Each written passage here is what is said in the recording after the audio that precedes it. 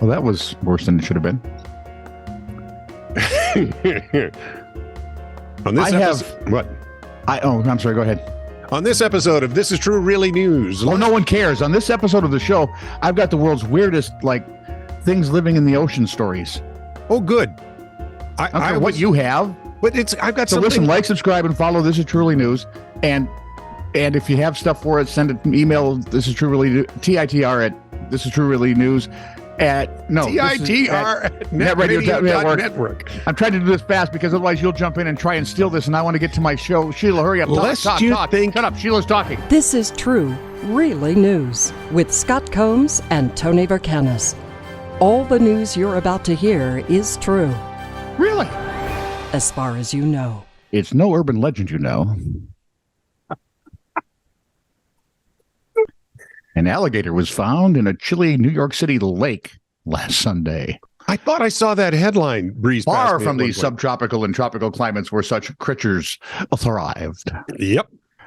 The 4-foot reptile, that's a pretty good size one. Yeah. I mean, that's like not one you buy for the kids. Oh, look, you had a crocodile this big. Then oh, look, you're missing a foot. Flush him.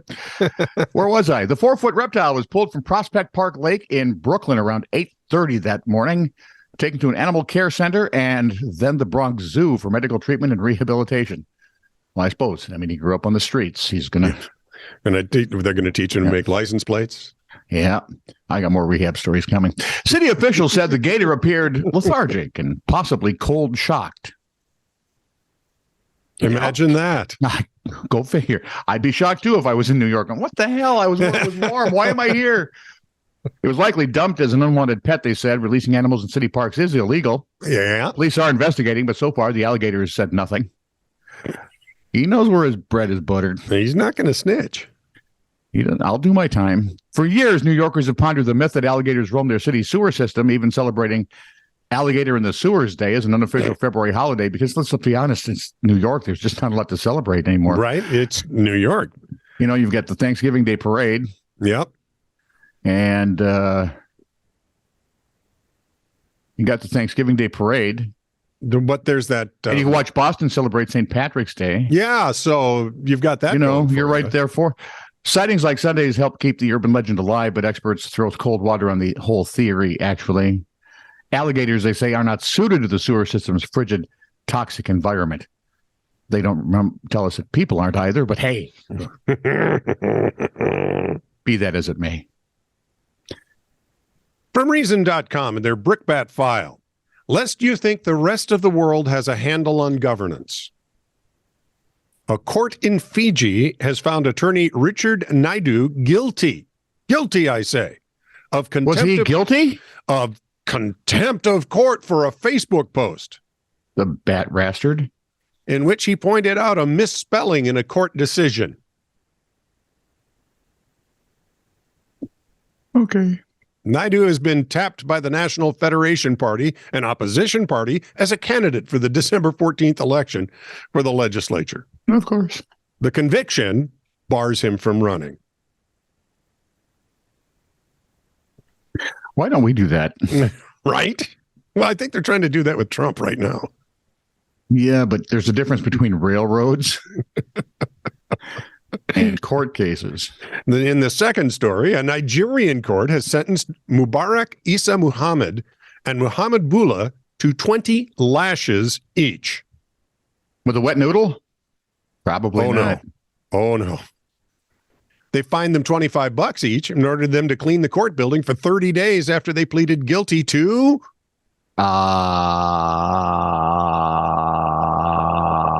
littering. Mocking a government official. And we're back to the Donald Trump story. The duo made a TikTok video. Oh, come on. That was clever. It is. I think that was well done. Making fun of Abdullahi Umar Gaduje, governor of Kano State, for alleged corruption and sleeping on the job. So is it true? Right? See, my first thought is, okay, you can. What are they tried for? Sedition? I don't. Mocking. Mocking's a crime now? Well, it is. Apparently it is in where? I don't know about Nigeria. you, but I think we're screwed. I think that's most of what we do. Do we have any listeners in Nigeria?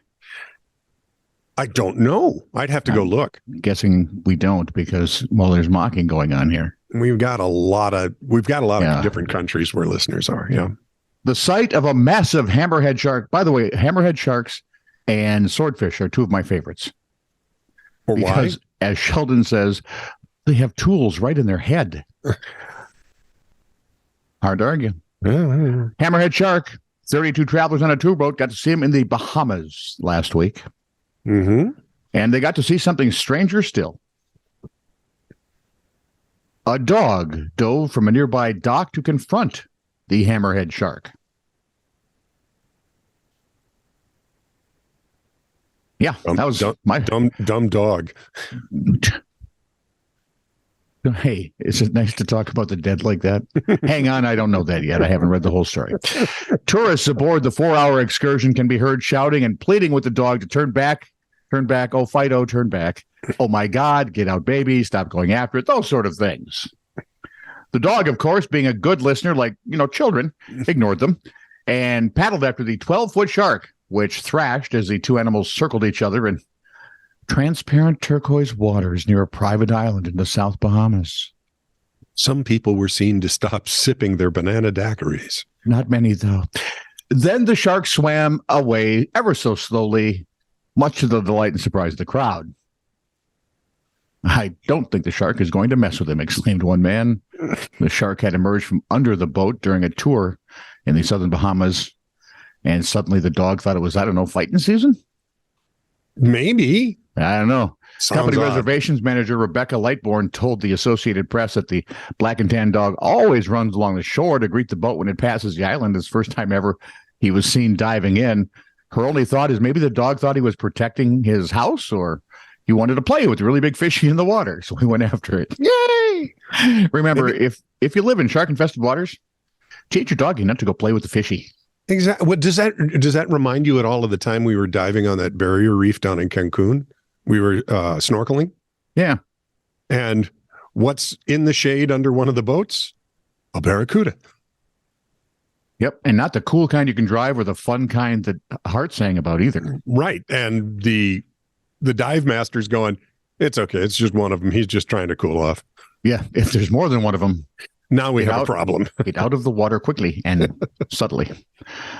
As the shark swam away from the pier, the dog scrambled back onto the rocks. And this is not a big dog, right? This would be smaller than, say, Shadow was, my Malamute. Yeah. The boat then headed to a popular area where tourists jumped into the water with the renowned Bahamian swimming pigs. Kid you not. Maybe the dog got applause. Was just looking for some bacon. The dog got applause, and they're going to go swimming with swimming pigs. And they were, oh boy. Okay. I have to, don't do anything interesting in this story, because now I have to go look up Bahamian swimming pigs. I'll bland out as much as I can. Thank you. Emergency services and agencies declared a major incident following the discovery of a large unexploded device at a river crossing in Great Yarmouth the other day. And we're working to disarm it. It's from World War II. A lot of things from World War II. Right. About 1 meter long and weighing around 250 kilograms, the bomb was discovered by a contractor working on the third crossing over the river. I think it's Yar or Yare or Yarare. Whoa. Whoa, that's not even, no. Army specialists intended to cut the bomb using... There goes our Italian listener. using a technique which creates a slow burn of the explosives. Officers did say there was some risk of an unintended detonation. The work to cut into the bomb began smoothly enough. However, the water needed to do the work reduced the effectiveness of the sand barrier around the device. Of course it did. Latest report from the Norfolk police said there had been an unplanned detonation, but no one was hurt. I wonder what the difference between unintended detonation and unplanned are. I'm guessing casualties. Well, they seem to be the same thing, but I think unintended means we weren't doing anything and it went off, and unplanned means, well, we were doing something and it went off. Yeah, we didn't plan to detonate the thing, but there we go. I like the swimming pigs better. This is true, really news. Send email to TITR@netradio.network.